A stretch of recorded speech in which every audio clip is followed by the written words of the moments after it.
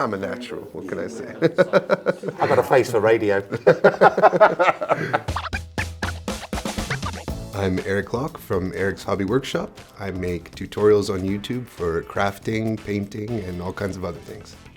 I specialize in scratch-built terrain, but I also try to come up with a variety of other projects that help people come up with ideas for their own wargaming, building their armies, etc. Anything that sort of helps to inspire creativity is something I'm interested in.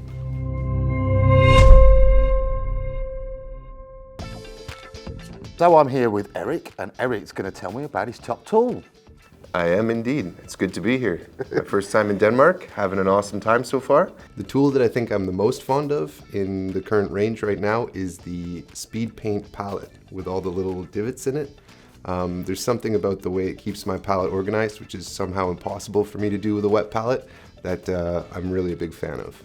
But my favorite part is that it's so easy to clean because when you have a dried piece of speed paint, you can clean it by just sort of catching your fingernail on the edge and a clean sort of chunk of speed paint comes out. I find that very satisfying because it's perfectly clean in there now. You don't have to take it in the bathroom and scrub it with steel wool or whatever, which I've gone through with some other palettes and then they get all scratched. So kudos to NASA for developing whatever material this is because it's fantastic. It's the trade secrets. Yeah, and then when I'm painting with it, I like that because there's so many little wells, you have plenty of excess ones to mix with.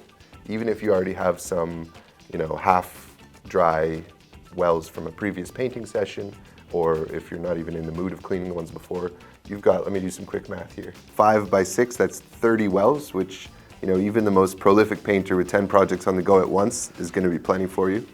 And then what I like to do is I'll have my speed paints just raw in some wells, and then up here, I've got my speed paint medium. So I'll mix a little bit in an adjacent cell, and then you can get a nice thin glaze type consistency of your speed paint, and you still got plenty of real estate for whatever else you want to do. You could hold a chocolate egg in there, you could do whatever you want. It's called XL for a reason, and we've got, if you could just bring that one along, you can see the difference in size there.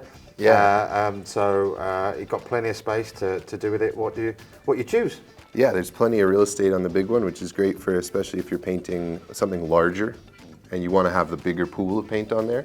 Like if you ever look at Sam's wet palette, he's got these tiny little dots on there, but I'm more of a spread it around. More like a ketchup would look on a plate, So it's nice to have the extra land there to do whatever you want. Yeah. Cool, thank you. Thank you.